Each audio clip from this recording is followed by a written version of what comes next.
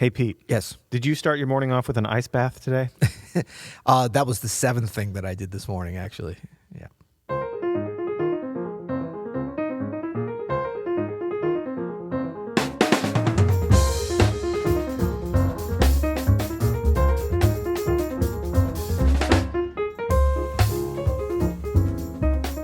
I'm Adam Menace. And I'm Peter Martin. And you're listening to the You'll Hear It podcast. Daily jazz advice coming at you. Coming at you today, sponsored by Open Studio. Go to openstudiojazz.com to check out all of our courses. We just released this owl of our we are courses. almost in owl season. Oh, yeah. Well, man, I saw... Hoot, that was good. I was having a hoot the other day. When I was getting in the car this morning, the biggest, most beautiful spider was forming this web. You know, we're almost there in this time where they're starting to get out there. Yeah. Scary, but beautiful. Scary AF, and I bet you rammed through it with your ice vehicle, didn't you? No, I'm not good like that. But we are brought to you by Open Studio. We have a ton of new courses. You know, I just released a mini course last week called Jazz Piano Basics Volume 1 Lead Sheet Breakdown, in which... Could you shove a few more words into that title, please? It was ill-conceived. Lead sheet breakdown. Lead sheet breakdown. I'm going through the lead sheet. I'm explaining how to approach a lead sheet, basically how to sit down at the piano with a lead sheet and then play a good version of the tune from the lead sheet with just that information. It's super cool. And what I realized is this is for people that when they look at a lead sheet, they're like, I cannot make this sound good. I know that this tune is good. Yeah. I don't know if it's something wrong with me. I don't know if it's something wrong with the lead sheet. We've all been there. Yep. But there's so many challenges we have in playing jazz piano. The actual process of how you interpret, what you use, what you can ignore, reference recordings should not be a barrier. And I think that you did a great job of kind of laying that out. Yeah, and then just breaking down some basic solo piano voicing techniques that'll get you there and make you sound grooving and good and with solid harmony. Yep. It's been super popular already. Go check it out. Andrew, let's put a link there. It's only $39. Check it out. Oh man, we're gonna rise. We're making a meeting to raise the price on that bad boy. All right, well then get it today before Peter decides to jack it up. Yeah. All right, so today, giving this stuff away. We're not doing that anymore. Why are we talking about? Is this how to win jazz friends and influence jazz people? No. Yeah. 7 highly effective habits to make you a better jazz musician. I like this. This is nice. This is right in my self-improvement wheelhouse. We thought this would be fun because, we're both... Growth mindset. We're both in the growth mindset. And really the 7 highly effective... What is it? 7 highly effective habits of successful people? Yeah. No. Of unsuccessful people would be as eye-opening. Right. Because I'd be like, I'm doing 3 of those things. Stephen Covey's masterpiece, which I read years ago, 7 highly effective. Look, I'm putting it in now. Andrew, is that falling down? Is still. Look at this. Oh my gosh, Andrew. We joked yesterday that the podcast's falling apart. Look, on the show. Oh my gosh. 7 highly ineffective habits of the pod cave. We just lost 20% of the pod cave. All right. The sound is going to be jacked up on your side. Yeah. The 7 Habits of Highly Effective People by Stephen Covey. Ooh, did you know that he did the 7 Habits of Highly Effective Teens? I didn't know. No, it says that. That's ridiculous. I don't even think that's legal to that put that sounds like a money grab. Right. All right, well, so we put together a little list of some effective habits that you can put in place in your routine to make you a better jazz musician. Right. Big shout out to Stephen Covey. Please don't sue us. This is all with love. And lots everything. of love. Yeah. So 7 highly effective habits to make you a better jazz musician. Let's first just kind of talk about habits, because I think a lot of times people pass over that part. They want to get right into the kind of tricks or tactics and that kind of thing. And I think, because these are, in order for a habit to be effective, you need to be doing it regularly. Yeah. It's actually very simple. A lot of times people think how do I build a habit? How do I do this? Let's just talk about, let's paint it finished and talk about the end result of a habit.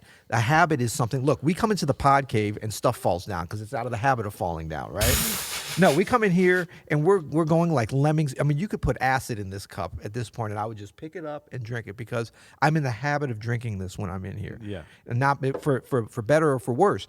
So when we're talking about these kind of habits. Talking about coffee, right? We're talking about coffee. Oh, yeah. Okay. There's not acid. There is not, by many people thought, whiskey. There has been at times.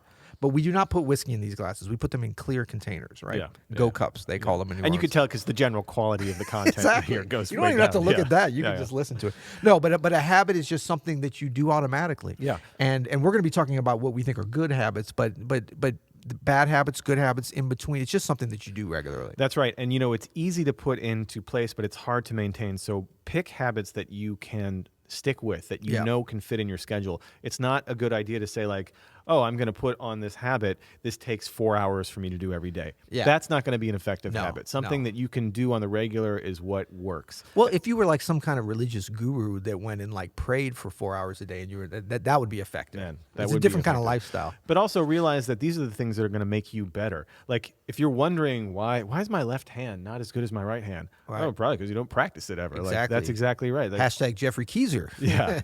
Not- Hashtag keto. I mean, because he plays left hand really well, not Yeah. because he's. Yeah. So, to that point, I think that I always like to think about it too in a positive way. Yeah. Like we talk about, I don't know, anybody that we love hearing play. Reuben Rogers, our Yeah. friend Reuben, great bass player. Sometimes I'm like, he's stuck in playing really good. Like it's funny, like he's not the flashiest bass player all the time, although he can do that. But one of the greatest skills he has is like, he always sounds good. It's like he's gotten in the habit of sounding good. Sure. And so that's like, it's a very complex how he got to that point. But the end result of that habit of sounding good, when we talk about, man, he's so good, he's so bad, as in a good way, Sure. or that's a great player, or she can really play her ass off, or whatever. What we're basically saying is they're just in the habit of playing good. They might have built up I'm sure they have built up a number of sort of daily practice habits to get to that point. Yeah. But now when they pick up their instrument, the default is to sound good. Like if they play something bad, like it hurts, and sometimes their hand can't even go there. Yeah. Well, let's get into it. Okay. Okay. Number one. Am I pre-rolling it too much? My bad. I mean, we are setting this up. Okay. So number one. Listen. Yeah. Okay. Imagine that. Man, I think we've been a couple weeks without doing that, so I feel better already. Man, speaking of listening, a few weeks ago, I listened to this amazing audiobook about sort of this, the creativity curve. And there were, it's this book about like all these studies done about great artists, right? And what their habits were actually. Yeah. And so one of the things that struck me was that great artists spend 2 to 3 hours every day ingesting what their art is. Wow. Not their own stuff, but I love that. And then Ingesting. and they ingest a mix of new things and old things. Yeah. Right. So like, if you're a jazz musician, 2 to 3 hours every day should be spent listening to music. Yeah. Old stuff and new stuff if you want to be good. That's sort of this. Yeah. What the data points can. I mean, it sounds very sterile and analytical, but it's really Data-driven. interesting that the same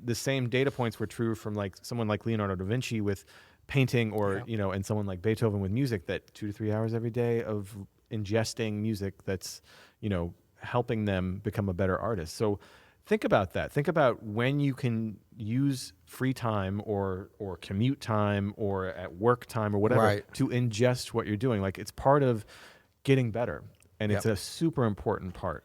And I mean, this doesn't change, as you say, since Da Vinci or Beethoven, or even before, in the creation of art. None of this has changed.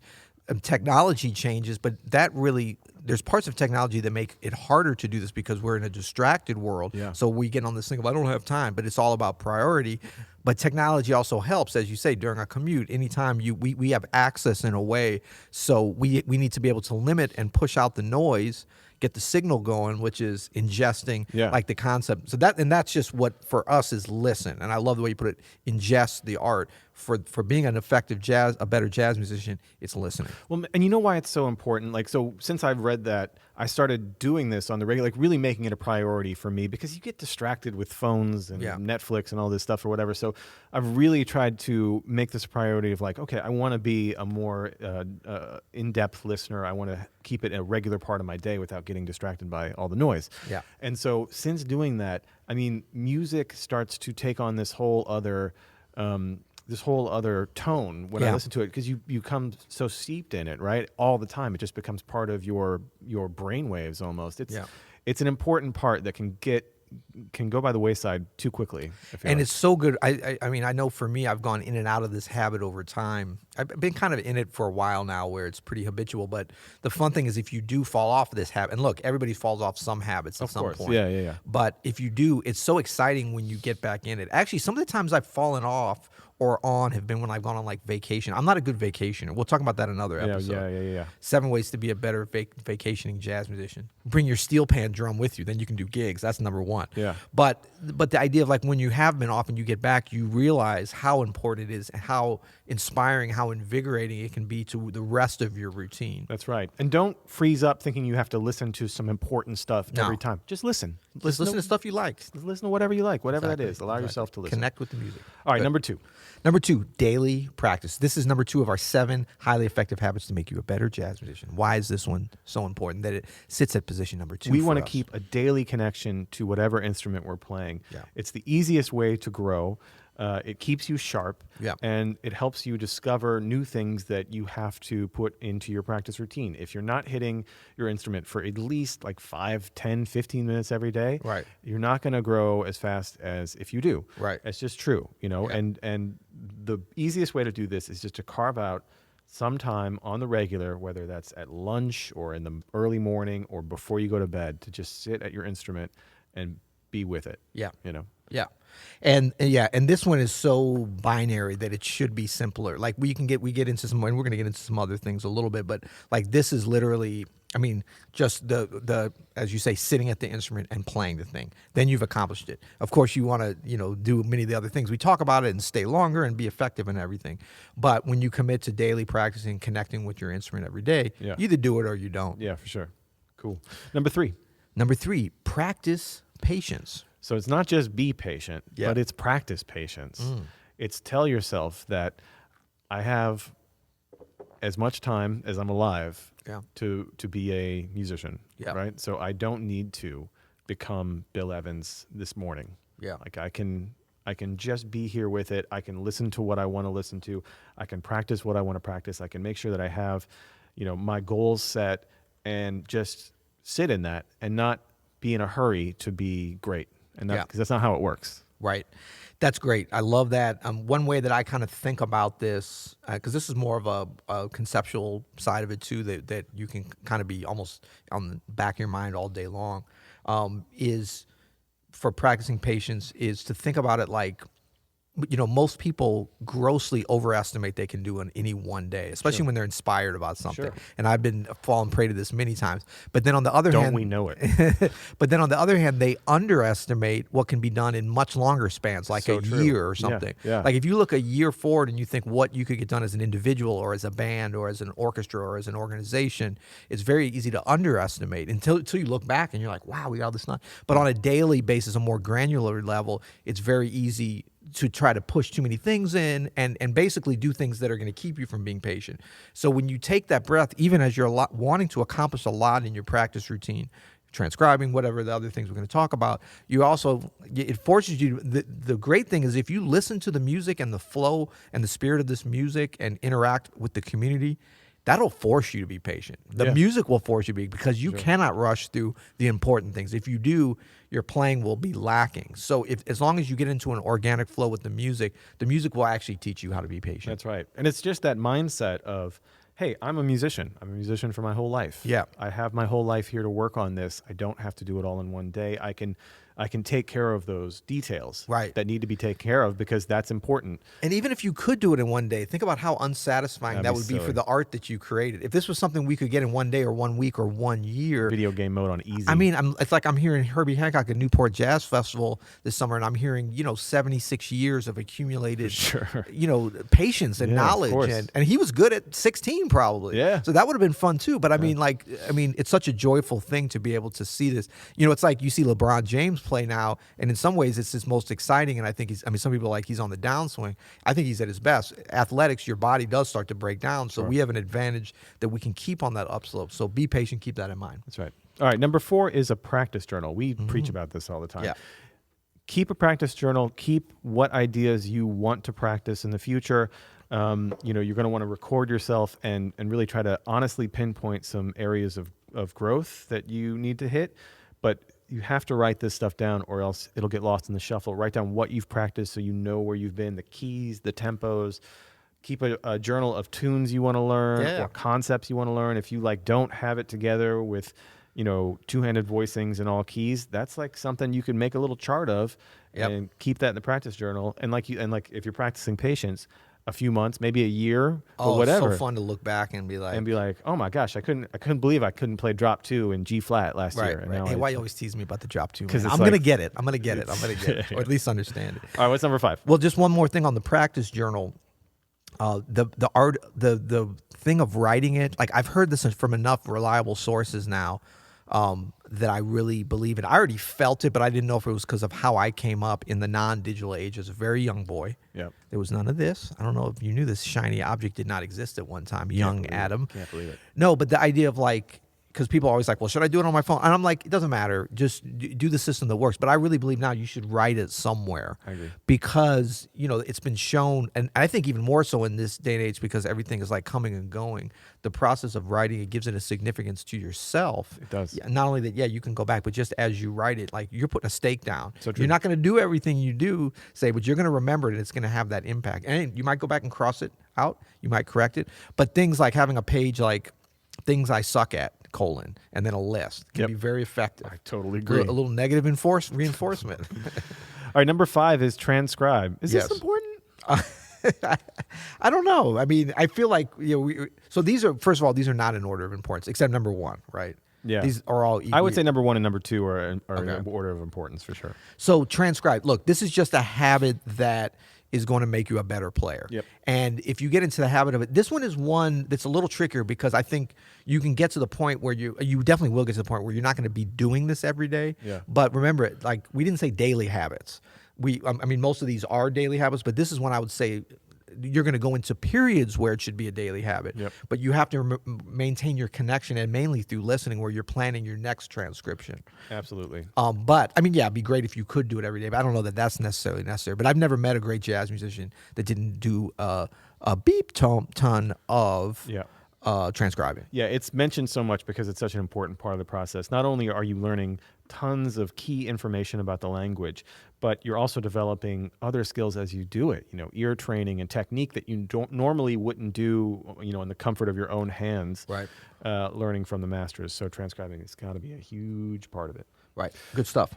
Number 6, scales. Yes. Ooh, I love me some scales, man. So now we're getting real nitty gritty. We might get a little dogmatic, but this is just, there's something about scales being, they're one of the main building blocks of, melody and harmony and the connection and really rhythm too in what we play. All instruments that connects all instruments in individual ways that are very specific to their instruments, but the scale notes are the same for everybody. That's right. But what we wrestle with as pianists is different than what a bass player wrestles with. The ranges, the fingerings, playing in different keys. This key's easy, that key's hard. Why do bass players always write in E, A, D, and G? Because they're open, all these things. But the notes of the scale are the same. That's right. And they're so, it's just like that base level of vocabulary that you have to be constantly playing them. And then once you master them, it's something that, good jazz players are always having that effective habit of revisiting them in some kind of systematic way, I believe. That's right. And just like transcribing, you have,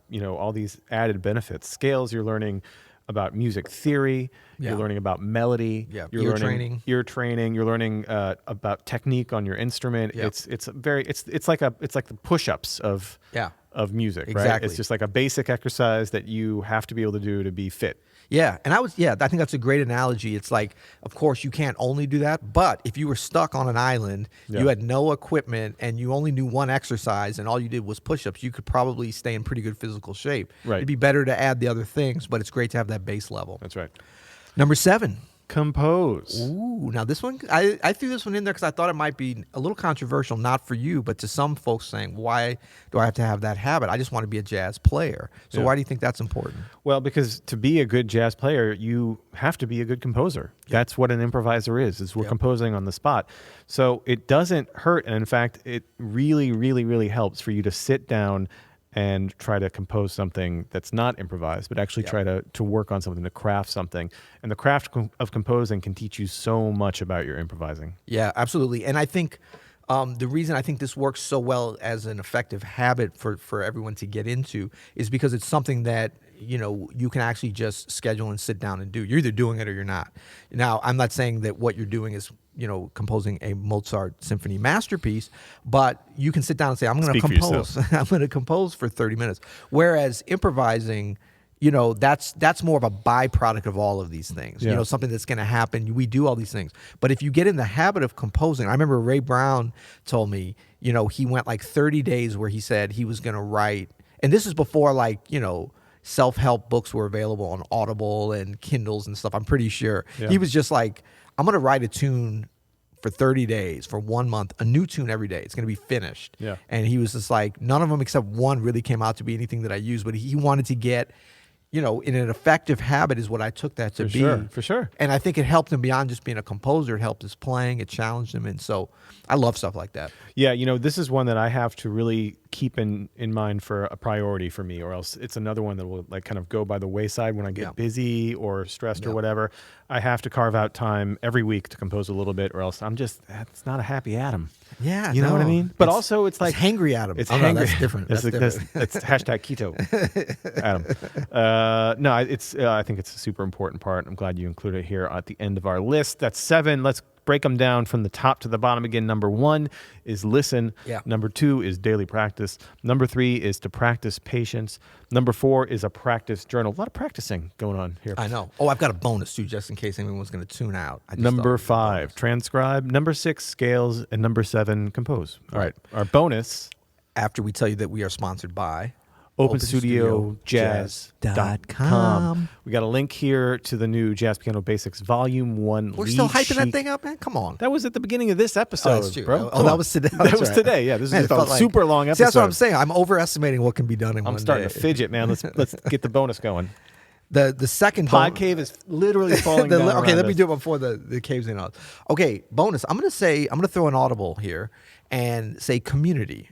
Okay, as a highly effective habit of being a better jazz musician, being a part, and that can be an online community like we have. That can be a jam session. That can be somebody that you get together and play with. This is a communal music, and the more like we want to encourage, and I think we've done a good job of like talking about a lot of this is personal practice, and that's a huge part of it. Yeah. But when you come together, you're going to be able to put these effective habits in place, and I would say that's in a community. So you have to be in the habit of doing that, and because you can't wait till once I get to a certain level, then I'm going to become a part of a jazz community. You got to start now. You got to get in the habit of doing that. You got to do some failing. Yep. So that you can get back on that horse. But find your peers, find your mentors. That's right. and actually find people that you can mentor, because you'll learn from that as well. I think it's you're spot on. That's a really, really good bonus. Awesome. Well, till tomorrow. You'll hear it.